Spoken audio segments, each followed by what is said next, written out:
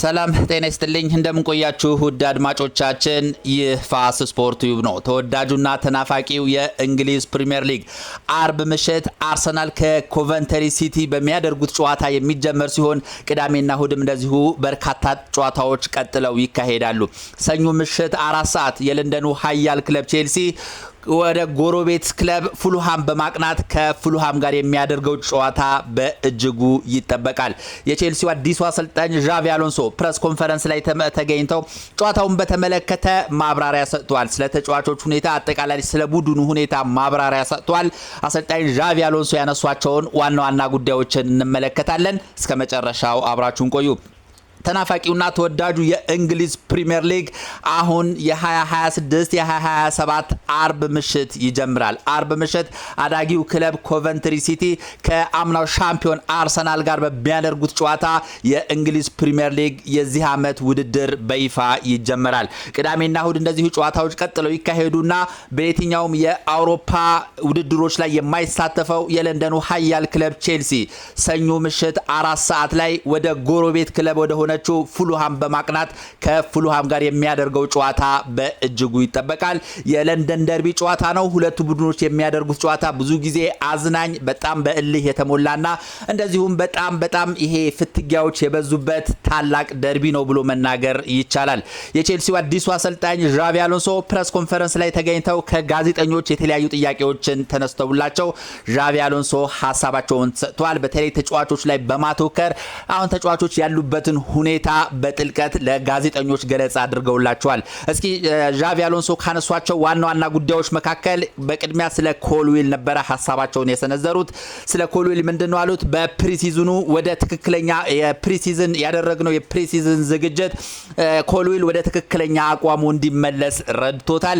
ከዚህ በፊት ጉዳት ላይ እንደነበረ እናውቃለን። ነገር ግን አሁን ላይ ካለበት ሁኔታ በፕሪሲዝኑ ውድድር በሙሉ እንዳገገመ በሚገባ ተገንዝበናል። ስለዚህ እሱን እንደ ዋነኛ ተጫዋቾችን አድርገን ነው የምንወስደው በማለት አሰልጣኝ ዣቪ አሎንሶ ሐሳባቸውን ሰንዝረዋል። ዓለም ላይ ካሉ ምርጥ የሴንትራል ባክ ዲፌንደሮች ወይም ደግሞ የመሃል ክፍል ተጫዋቾች የመሃል ክፍል ተከላካዮች መካከል አንዱ ነው ኮልዊል፣ በጣም የምወደው ተጫዋች ነው በማለት ዣቪ አሎንሶ ስለ ኮልዊል ሐሳባቸውን ሰንዝረዋል። ፔናልቲ ላይ ማን ነው የሚመታው የሚል ጥያቄ ቀርቦላቸው ነበረ። ዣቪ አሎንሶ ሲመልሱ ምንድነው ያሉት? በዛኛው ዓመት ማን ፔናልቲ ሲመታ እንደነበረ ብዙ መረጃው የለኝም ወይም ደግሞ አላቅም። በዚህ ዓመት ግን ማን ፔናልቲ መምታት እንዳለበት ወስኛለሁ፣ ታያላችሁ፣ አሁን ግልጽ አላደርገውም በማለት ሐሳባቸውን ገልጸዋል። ሌላው እንደዚሁ ስለ በአውሮፓ ሻምፒየንስ ሊግ አለመሳተፍ ወይም ደግሞ በሁሉም የአውሮፓ ውድድር ላይ አለመሳተፍ ለቼልሲ ምን አይነት ጥቅም ሊሰጠው ይችላል የሚል ሐሳብ ቀርቦላቸው ነበረ። ዣቪ አሎንሶ ምንድነው ያሉት? በትክክል ነው፣ እኛ የእንግሊዝ ፕሪሚየር ሊግ ላይ በደንብ ራሳችንን እንድናዘጋጅ እያንዳንዱ ጨዋታ ላይ በደንብ ተዘጋጅተን እንድንቀርብ ያደርገናል ሲሉ ሐሳባቸውን ገልጸዋል። እንደምታውቁት የቼልሲ በየትኛውም የአውሮፓ ውድድር ላይ አይሳተፍም፣ የሀገር ውስጥ ውድድር ላይ ብቻ ነው የሚሳተፈው።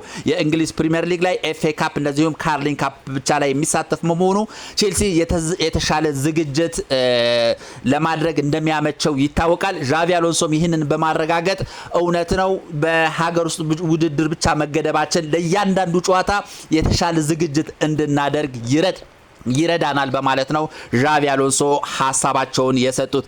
ስለ ጀምስም ተጠይቀው ነበረ።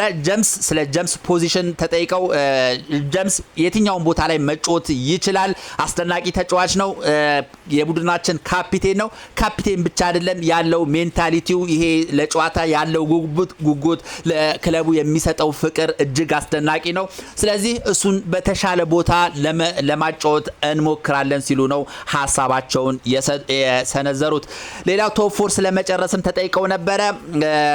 በግንቦት ላይ የት እንደምንደርስ ታያላችሁ፣ በዚህ ዓመት የተሻለ ውጤት ለማምጣት ነው የምንጫወተው ሲሉ ዣቪ አሎንሶ ይህንን ጥያቄ በዚህ መልኩ መልሰዋል። ሌላው እንደዚሁ ስለ እረፍት ተጠይቆ ነበረ ዣቪ አሎንሶ። የተለያዩ ተጫዋቾች በዓለም ዋንጫው ምክንያት እረፍት ሊያስፈልጋቸው ይችላል። ያንን እንዴት ነው ማኔጅ የምታደርገው የሚል ጥያቄ ቀርቦላቸው ነበረ። ዣቪ አሎንሶ ሲመልሱ ምንድነው ያሉት? እውነት ነው የተለያዩ ተጫዋቾች በዓለም ዋንጫው ላይ ድካም እንደተሰማቸው አምናለሁ። የተጫዋቾቹን ሁኔታ እያስተዋልኩት ነው። እረፍት ለሚያስፈልጋቸው ተጫዋቾች በቂ እረፍት ሰጣቸዋለሁ። የሁኔታቸውን ገምግመን እንደሚሆነው እናደርጋለን። ስለዚህ የተጫዋቾች ድካምን እንገነዘባለን። ድካም የተሰማው የትኛውንም ተጫዋች እረፍት እንሰጠዋለን ሲሉ ነው ዣቪ አሎንሶ ሀሳባቸውን የሰነዘሩት። በሌላ ሁኔታ ስለ ዊልቤክም ተጠይቀው ነበረ። ዊልቤክ አሁን ላይ ከቼልሲ ዋናው ቡድን ጋር ሳይቀላቀል ብቻውን ልምምድ እያደረገ እንደሆነ ይታወቃል።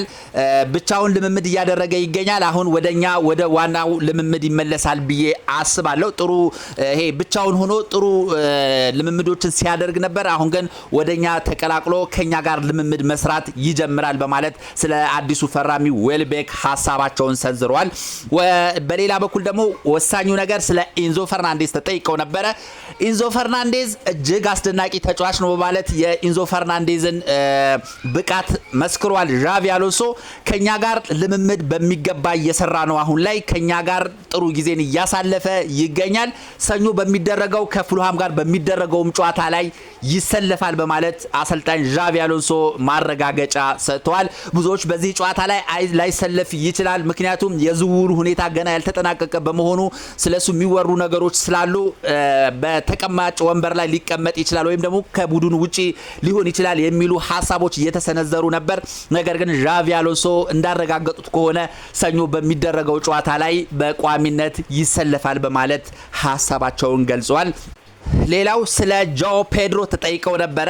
ራሱን በየጊዜው ያሻሻለ የመጣ እጅግ ምርጥ አጥቂ ነው በማለት ነው እንግዲህ ዣቪ አሎንሶ ስለ ጃኦ ፔድሮ ሀሳቡን የሰነዘረው።